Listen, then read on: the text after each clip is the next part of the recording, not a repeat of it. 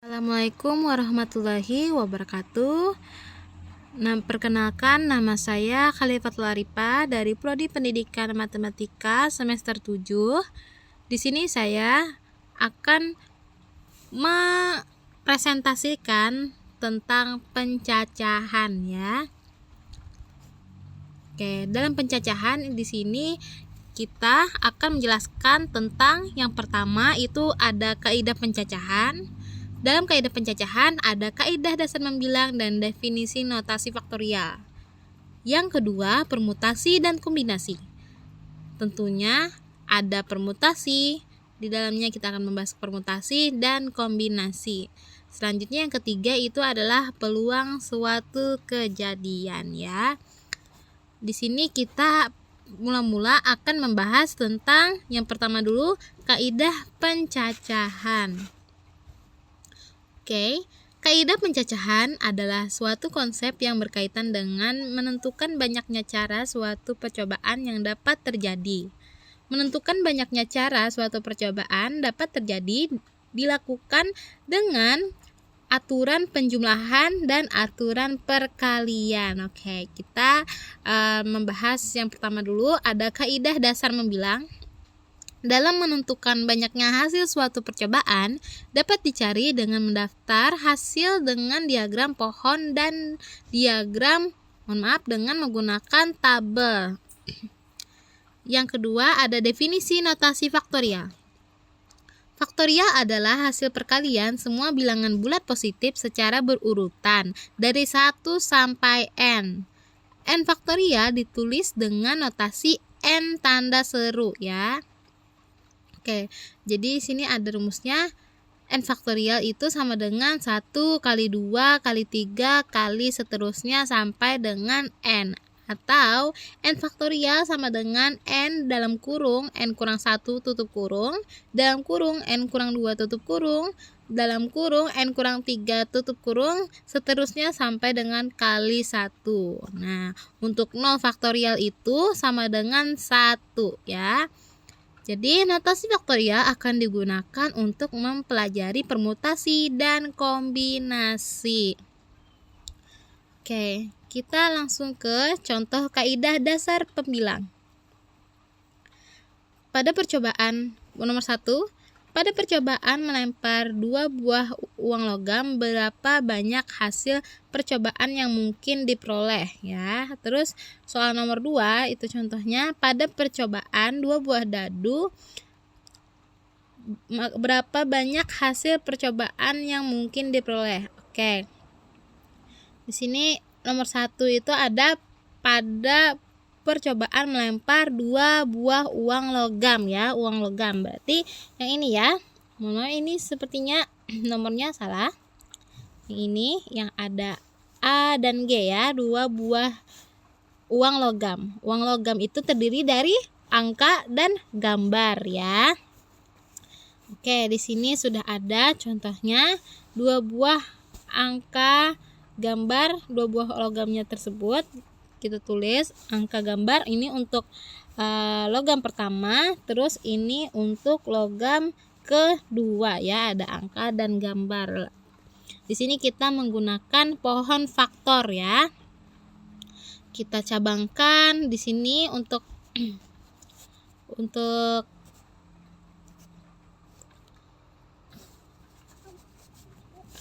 logam pertama menghasilkan ini panahnya ada AG. Terus untuk logam kedua pohon faktornya menjadi ada AA dan terus ada AG, ada GA dan GG ya. Maka rumusnya tadi adalah perkalian jumlah N-nya, S-nya itu adalah 2 dikali 2 sama dengan 4 ya. Kenapa 2? Karena angka dan gambar ya, ada 2. Terus logamnya ada 2. Jadi 2 kali 2 sama dengan 4. Apakah benar 4? Nah, dapat kita lihat benar ya, 4 ya. Ada AA itu 1, terus AG itu 2 ya, GA itu 3, terus yang GG itu yang keempat ya, maka benar 4. Oke, lanjut. Kita soal nomor 2 ya. Pada percobaan 2 buah dadu, berapa banyak hasil percobaan yang mungkin diperoleh. Oke, di sini sudah digambarkan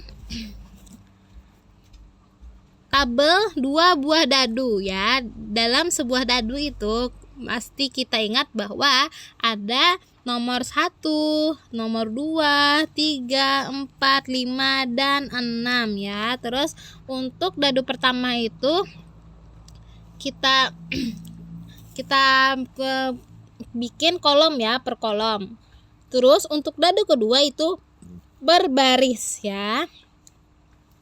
Jadi menghasilkan seperti ini, ada 11, ada 12, ada 13, dan seterusnya sampai 66 ya. Maka untuk menghitungnya atau NS-nya itu adalah di mana dadu pertama dikali dengan dadu kedua ya. Dadu pertama itu ada 6 angka dan juga dadu kedua juga ada 6 angka. Maka 6 kali 6 sama dengan 36.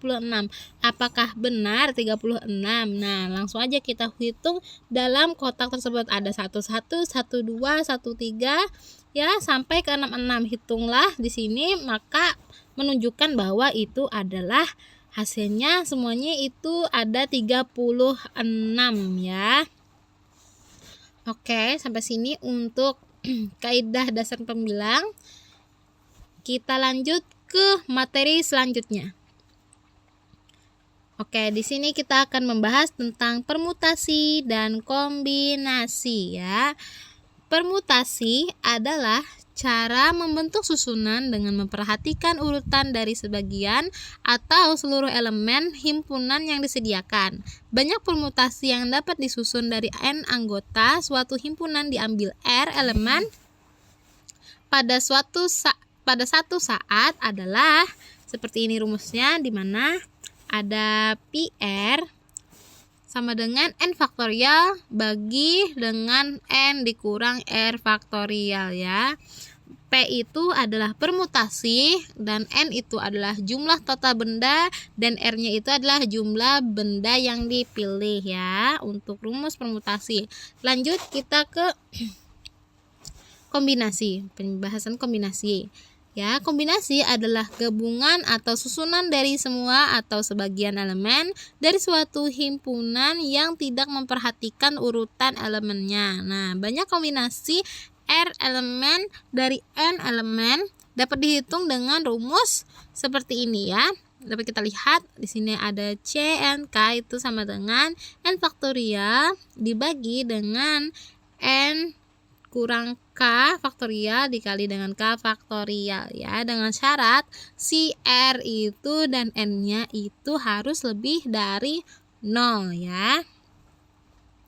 Oke, lanjut kita ke contoh soal ya, agar kalian pasti paham. Oke, ini contoh permutasi. Dalam suatu organisasi akan dipilih pengurus sebagai ketua, sekretaris, dan bendahara dari 12 calon yang memenuhi kriteria. Banyak susunan pengurus yang mungkin dari 12 calon tersebut adalah, kita langsung aja menjawabnya dengan cara kita cari dulu si N-nya dan si R-nya ya. Si N-nya itu yang si banyak bendanya. Si N-nya itu yang si banyak bendanya. Di sini dapat kita lihat itu ada 12 calon ya, berarti ada 12. Terus banyak yang dipilih.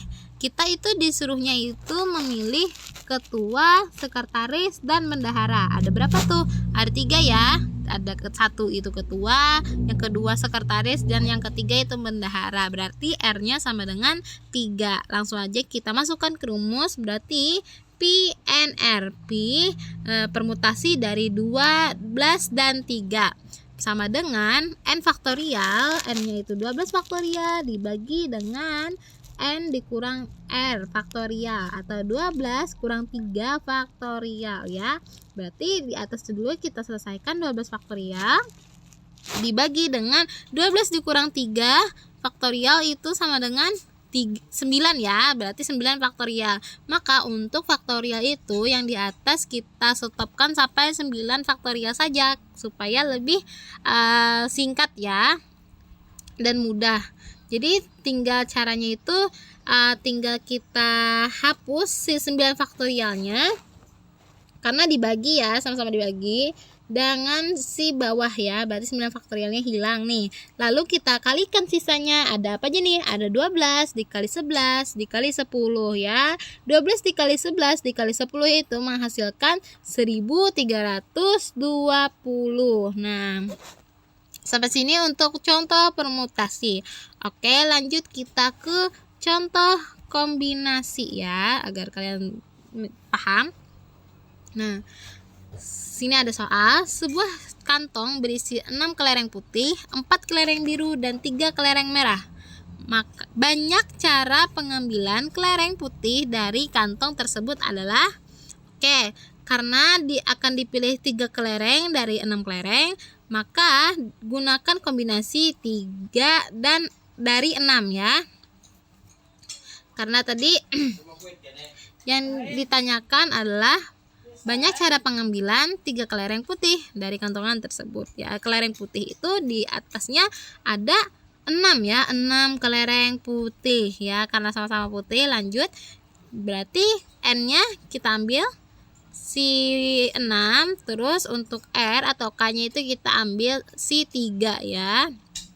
Langsung aja, berarti C6,3 itu sama dengan 6 faktorial dibagi dengan 3 faktorial dalam kurung 6 kurang 3 tutup kurung faktorial ya.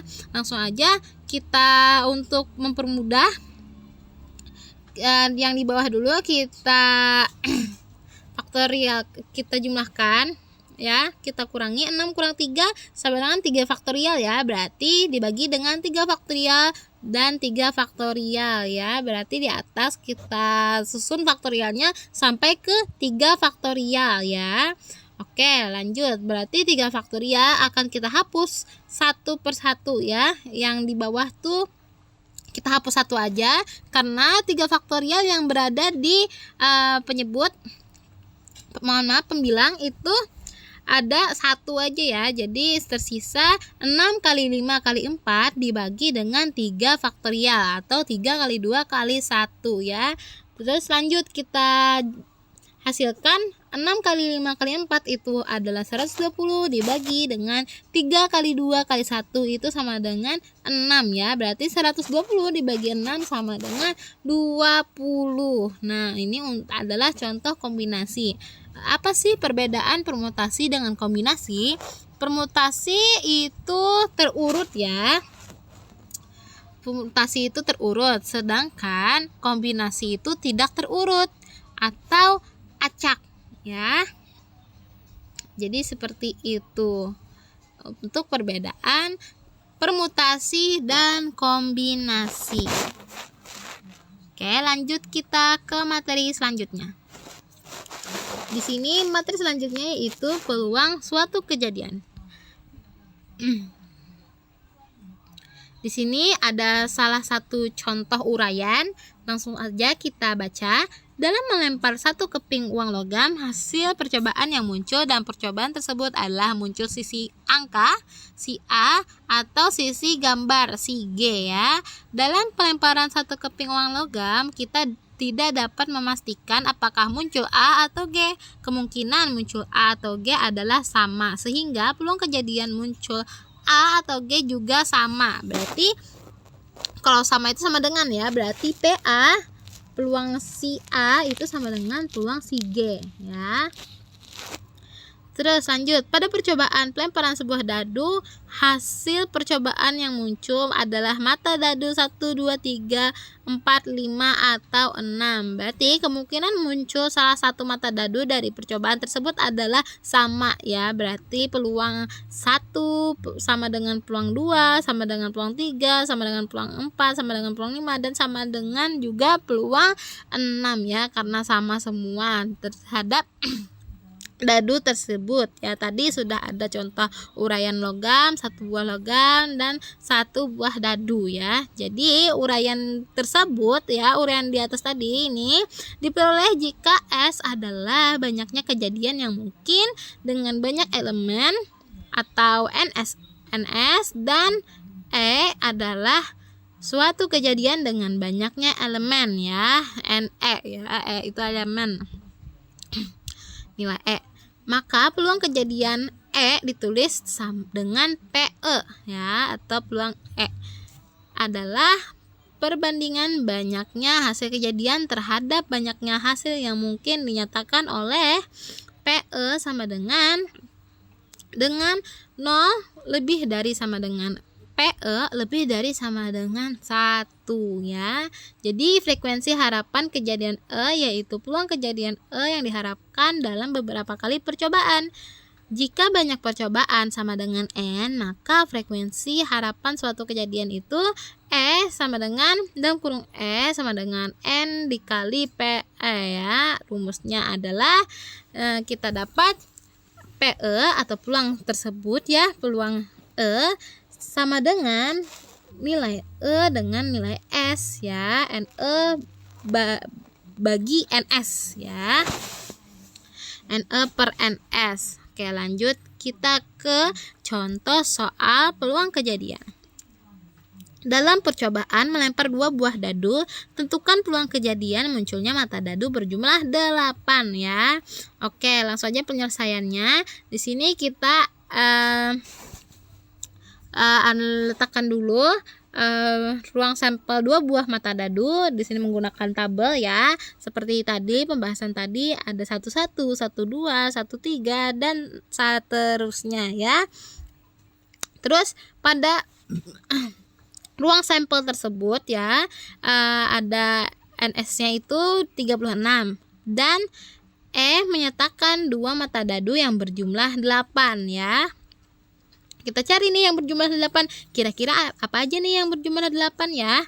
Untuk yang pertama di sini dapat kita lihat ada 2,6 ya. Berarti 2 tambah 6 8 ya. Nah, betul 1 sudah. Terus ada lagi nih 3,5, 3 tambah 5 8 juga ya.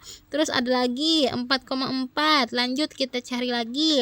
Ada 5,3. Lanjut kita cari lagi. Ada yang terakhir itu adalah 6,2 ya. Nah, dari yang sudah kita cari kita hitung tuh berapa himpunan yang ada di dalamnya.